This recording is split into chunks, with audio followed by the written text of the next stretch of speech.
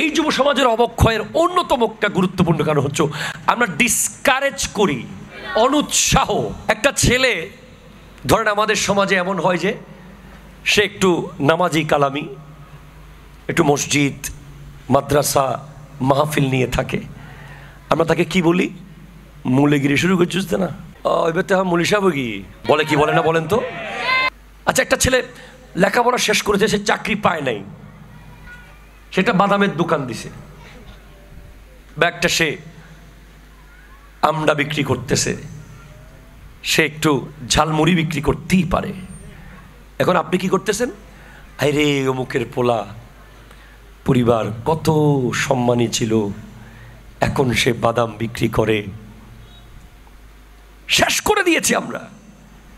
এখন সে যদি ছাদে উঠে তালা ভেঙে তখন ভয়ে কথা বলতেন না। এখন সে যখন হালাল ভাবে কিছু করতে চায়, আপনি থামিয়ে দিয়েছেন, ঠিক কিনা বলেন? সে একটা নতুন কিছু চালু করতে চায়, থামিয়ে দিয়েছেন। সে একটা ভালো কিছু করতে চায়, থামিয়ে দিয়েছেন। আর আমাদের সমাজে বাবা মাদের একটা বড় অভ্যাস হয়ে গেছে, তোকে দিয়ে হবে না।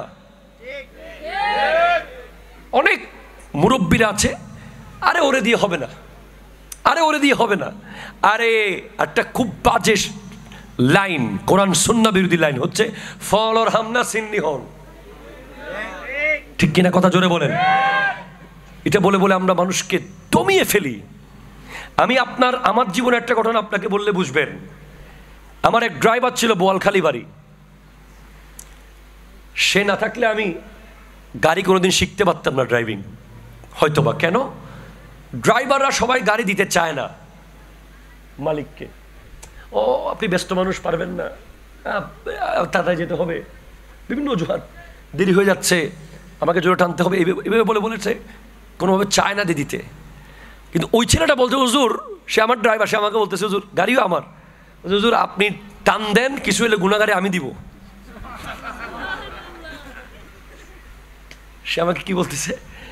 আপনি টান দেন, গাড়ি কিছু হলে গুণাগারে কি সে দিবে। দেখেন, তার এক কথায় আমি আসলে টান দিয়েছি।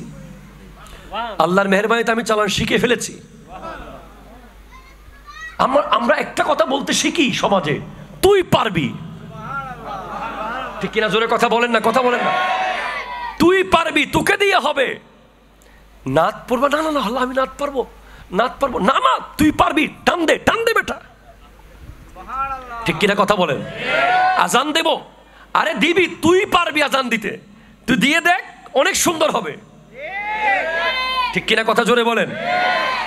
আমি কোরআনে হাফেজ হতে পারবো? হ্যাঁ তুই পারবি। আমি জামিয়ার ছাত্র হতে পারবো? হ্যাঁ তুই পারবি। আমি বক্তব্য দিতে পারবো? হ্যাঁ তুই পারবি। আমি গাউসিয়া কমিটির সভাপতি হতে পারবো? তুই পারবি।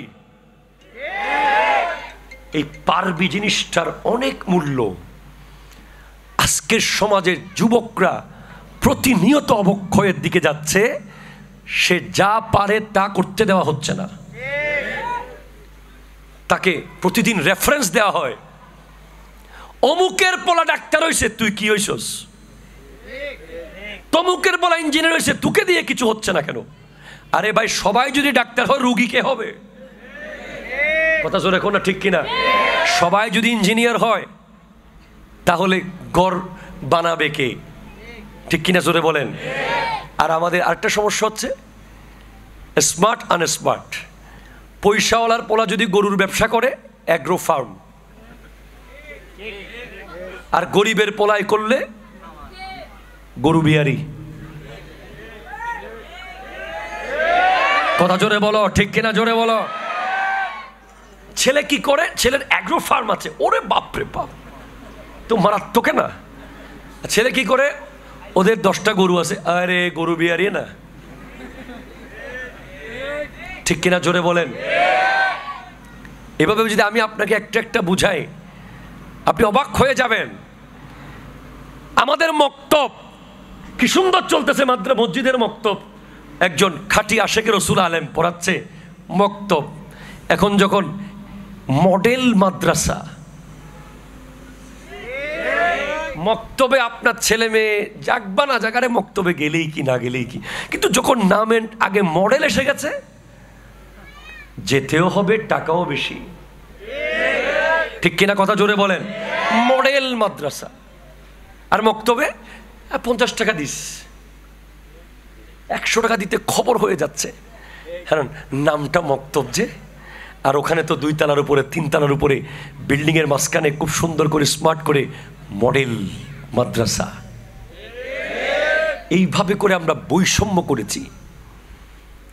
আধুনিক হন আপনি, তবে কাউকে ছোট করে না, ঠিক কিনা জোরে বলেন। আধুনিকতার নামে আমরা একটা সমাজকে একেবারে মাটির সাথে মিশিয়ে দিচ্ছি। ওনার পক্ষে তো মডেল মাদ্রাসা দেওয়া সম্ভব না, উনি মসজিদের মুয়াজ্জিন, উনি মক্তব পড়াবে, ওনার পক্ষে একটা রুম ভাড়া নেওয়া, একটা বিল্ডিং ভাড়া নেওয়া, আপডেট করে সেটাকে সাজানো, এরপরে ছেলেদেরকে ইনভাইট করা, পোস্টার করা, হ্যান্ডবিল করা পসিবল না। তাই ওনার অ্যাবিলিটি অনুযায়ী উনি মক্তব পড়াচ্ছে, আপনি ওটাকে উৎসাহিত করেন, ঠিক কিনা কথা বলেন। এইভাবে আমার নবী উৎসাহিত করতেন। আরে জোরে বলেন ভাই সুবহানাল্লাহ। আমি উৎসাহিত করতে বলেছি, এটা নবীর অনুসরণ। আমার নবী যখন অসুস্থ হয়ে গেলেন, হযরতে সিদ্দিক আকবর রাদিয়াল্লাহু তাআলা আনহুকে আমার নবী হযরতে আয়েশা সিদ্দিকাকে বললেন, তোমার আব্বাকে বলো আমার মুসল্লায় গিয়ে যেন ইমামতি করে। তখন আয়েশা সিদ্দিকা রাদিয়াল্লাহু তাআলা আনহা বলছেন, পারবে না, আমার আব্বা দুর্বল মানুষ, উনি আপনাকে জায়নামাজে না দেখলে উনি বেহুশ হয়ে যাবে, কষ্ট হবে ওনার, উনি পারবে না, কিভাবে আপনার নামাজের জায়গায় উনি দাঁড়াবে। আমার নবী বলছেন, আমি বলছি সে পারবে, তাকে যেতে বলো। এই পৃথিবীতে একজন ব্যক্তি যার পিছে আমার নবী নামাজ পড়েছেন, এরপর হযরতে মওলা আলী। আরো জোরে। খাইবর কি কঠিন দুর্গ, কেউ কোনোভাবেই কন্ট্রোলে আনতে পারছে না। আমার নবী রাত্রে বলতেছেন, লা উতিয়ান্না হাযিহির রাইয়া গাদান রাজুলান, আমি এই পতাকা কালকে একজনের হাতে দেব যে আল্লাহকে ভালোবাসে, আল্লাহ যাকে ভালোবাসে। সবাই ব্যাকুল হয়ে আছে যে বোধহয় আমাকে দেবে, বোধহয় আমাকে দেবে, কারণ যে পালোয়ান, যার বীরত্ব আছে মওলা আলী, ওনার চোখে তখন ব্যথা, চোখে কি ব্যথা, চোখের ব্যথায় উনি কাতর, উনি একদিকে বসে আছে আলাদা জায়গায় গিয়ে, এই মজলিসে উনি নাই। সবাই বলছে মনে হয় আমাকে দিবে, মনে হয় আমাকে দিবে, মনে হয় আমাকে দিবে। নবীজি বলছেন, আইনা আলী, আলী কোথায়? মওলা আলী আসলেন, ইয়া রাসূলুল্লাহ, আমার তো চোখের যন্ত্রণায় আমি কাতরাচ্ছি, চোখে যদি ব্যথা থাকে আপনি করতে পারবেন? মেইন তো চোখ, আপনাকে চোখে দেখতে হবে। তা আমার নবী এমনভাবে চোখে হাত মুবারক মালিশ করে দিয়েছেন যে বলে যে আমি এই চোখের চেয়ে ওই চোখে আরো বেশি দেখতেছি এখন, এবং চোখ সুন্দর হয়ে গেছে আগের চেয়ে আরো। বলে ইয়া রাসূলুল্লাহ, আমি কি পারবো? নবী বলছেন, এই পতাকা নাও, তুমি পারবে খাইবর বিজয় করতে। আমরা উৎসাহিত করব। যারা গাউসিয়া কমিটির মেম্বার, তাদেরকে আপনারা উৎসাহিত করবেন। এই ছেলে অমুক দল, সমুক দল, অমুক দল করে আপনাকে মামলার আসামি বানাইতে পারত, এলাকায় ত্রাস সৃষ্টি করতে পারত, কিশোর গ্যাং বানিয়ে এলাকার মানুষের ঘুম হারাম করে দিতে পারত, কিন্তু সে আজকে গাউসিয়া কমিটির মেম্বার হয়েছে। সে সকালবেলা, দুপুরবেলা, রাত্রিবেলা যখন যাই করে বলে যে কোথায় যাচ্ছিস? গাউসিয়া কমিটির একটা মিটিং আছে। কোথায় যাচ্ছিস? গাউসিয়া কমিটির অ্যাম্বুলেন্স নিয়ে যাচ্ছি। কোথায় যাচ্ছিস? গাউসিয়া কমিটির অক্সিজেন নিয়ে যাচ্ছি। কোথায় যাচ্ছিস? গাউসিয়া কমিটির মাহফিলে যাচ্ছি। তাকে রশি দিয়ে বেঁধে ফেলেন, উৎসাহিত করেন। সুবহানাল্লাহ। সাহাবায়ে কেরাম কেমন অনুগত ছিলেন, একটু জোরে বলেন না ভাই সুবহানাল্লাহ। কেমন অনুগত ছিলেন। আমরা নবীজিকে দেখতেছি না, সাহাবায়ে কেরাম দেখেছেন, আমরা দেখছি না, কিন্তু আমাদের ব্যাপারে নবীজি 7 গুণ করে বলে গেছেন। এটা জোরে বলেন না সুবহানাল্লাহ। নবীজি বলেছেন, তুবা লিমান রানি ওয়া আমানা বি ওয়াতুবা সাবা মাররাতিন লিমান লাম ইয়ারাউনি ওয়া আমানা বি। আচ্ছা, আজকের মাহফিলটা শেষ করার পরে যদি এখানে কোনো হক্কানি ওলি আল্লাহর মাজার আছে আশেপাশে?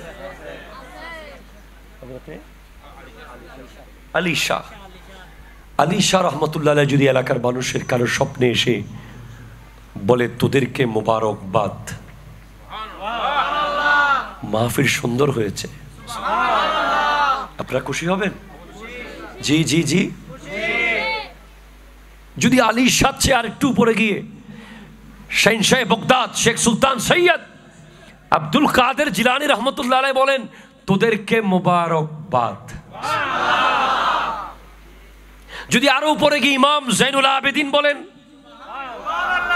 আরো উপরে গিয়ে যদি ইমামে হোসেন বলেন, আরো উপরে গিয়ে যদি মৌলা আলী বলেন, আরো উপরে গিয়ে যদি সিদ্দিক আকবর বলেন, আরে এতক্ষণ যদি বলেন যদি বলেন যদি বলেন বলছি, এখন যদি না নগদ নেন। আমার নবী বলেছেন তুবা লিমান রানি ওয়া আমানা বি ওয়া তুবা সাবা মাররাতিন লিমান লাম ইয়ারাউনি ওয়া আমানা বি। যারা আমাকে দেখে দেখে ঈমান এনেছে তাদেরকে একবার মোবারকবাদ, আর যারা আমাকে কোনোদিন দেখবে না এরপরেও আমার উপর ঈমান আনবে, কোরআন ধরে রাখবে, সুন্নাহর উপরে থাকবে, মা বাবার খিদমত করবে, কোরআন সুন্নাহর পথে থাকবে, তাদেরকে 7 বার মোবারকবাদ দিয়ে যাচ্ছে।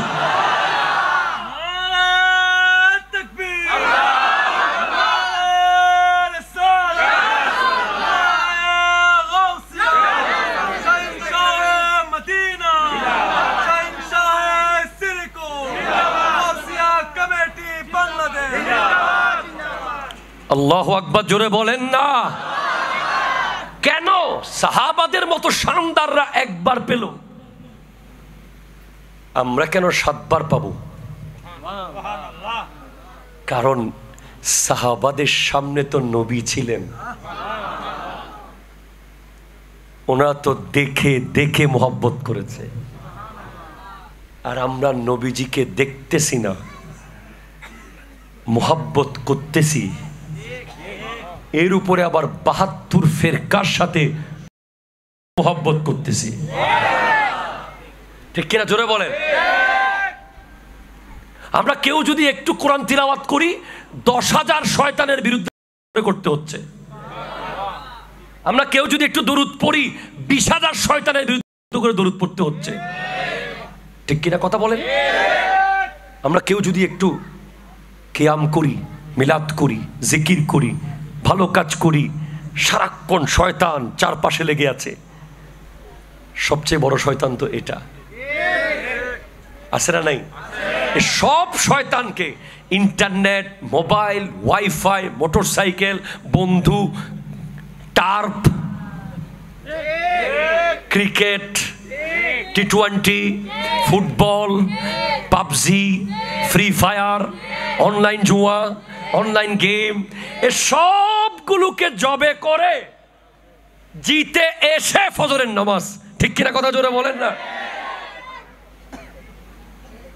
হযরত ইব্রাহিম আদম, ওনার সাথে একজন ব্যক্তির তর্ক হচ্ছে, বলে বরকত নামে কিছু নাই। উনি বলছেন আছে, বরকত নামে কিছু আছে। বলে আমি তো বিশ্বাস করি না যে বরকত আছে। বলেন আমি বলছি আছে, বরকত নামে কিছু একটা আছে পৃথিবীতে। কে বলতেছে? ইব্রাহিম আদম রহমতুল্লাহ আলাইহি। বলে তাহলে প্রমাণ দেন। বলে বলো, কুকুর বেশি বাচ্চা দেয় না ছাগলে বেশি বাচ্চা দেয়? একটু জোরে বলেন। কে দেয়? কুকুরের বাচ্চা কি কেউ জবে করে খায়? কোনো দিকে প্রোগ্রামে রান্না করা হয়? কোনো জায়গায় দেওয়া হয়? ছাগল প্রতিদিন প্রতিদিন হাজার হাজার লক্ষ লক্ষ ঘরে, বিয়েতে, প্রোগ্রামে, রেস্টুরেন্টে জবে হচ্ছে। এরপরেও ছাগল কমে না, ঠিক কিনা বলেন? ছাগলের কোনো কমতি আছে? আপনি এমন এমন জায়গায় যাবেন, দেখবেন 2-4 কিলোমিটার একটা কুকুর দেখেন নেই, কিন্তু আপনি ছাগল পেয়ে যাবেন। কথা কয় না, ঠিক কিনা? তো কেন? বলে কুকুর বাচ্চাও বেশি দেয়, জবেও করে না কেউ, এরপরেও কুকুরের বাচ্চা দেখা যায় না। আর ছাগল বাচ্চা দেয় কম, প্রতিদিন জবে হচ্ছে হাজার হাজার লক্ষ লক্ষ, এরপরেও ছাগলের কমতি নাই। বলে কারণ ছাগল বরকতের টাইমে ঘুম থেকে উঠে যায়, আর কুকুর বরকত আসার মুহূর্তে ঘুমাতে যায়। তিনটা ঘুম আছে, একটা কাইলুলা, একটা হাইলুলা, একটা আইলুলা। কয়টা? তিনটা। আমাদের যুবক ভাইয়েরা বর্তমান সমাজে তারা দুইটা ঘুম ঘুমায়, একটা হলো হাইলুলা, একটা আইলুলা। হাইল মানে হচ্ছে পর্দা। ফজরের নামাজের আজানের নামাজের পরে যারা ঘুমায় এদের রিজিকের সামনে পর্দা চলে আসে, এখানে কোনো বরকত আর হবে না। ফজরের টাইমে যারা ঘুমাবে আর আসরের পরে যারা ঘুমাবে এটা আইল, এটা ভয়ঙ্কর জটিল রোগ হয়ে যাবে। আর দুপুরে ভাতকে 15 মিনিট ঘুমাইলে এটা কাইলুলা, হাজার সুন্নাহ। রাতের ঘুম তো অবশ্যই সুন্নাহ, এটা শরীয়ত সম্মত, এটা দরকার সব দিক থেকে। কিন্তু আমাদের প্রজন্ম রাত 2টা বাজিয়ে ফেলেছে, ঠিক কিনা জোরে বলেন না? ইন্টারনেট, ব্রিজের উপরে গল্প। কিরে ভাই, তুমি ব্রিজের উপরে কেন গল্প করতেছো ঘুমের টাইমে? রাস্তার মোড়ে আড্ডা, এগুলো করতে করতে যখন বরকত আসবে, বরকত যখন ঘরে ঢুকবে, তার লেখাপড়ায় বরকত, চাকরিতে বরকত, ব্যবসায় বরকত, হায়াতে বরকত, সম্মানে বরকত, ইজ্জতে বরকত, তখন তার ঘরের দরজাটা কি বন্ধ, বরকত আর প্রবেশ করে নাই।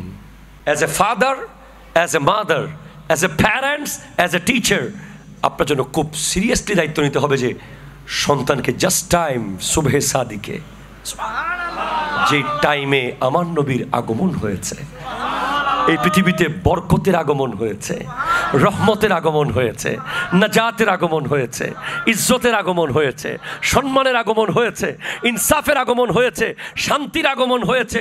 কোরআন যিনি চিনিয়েছেন, রহমান যিনি চিনিয়েছেন। অনেকে শুধু আল্লাহ আল্লাহ আল্লাহ, তৌহিদ তৌহিদ তৌহিদ,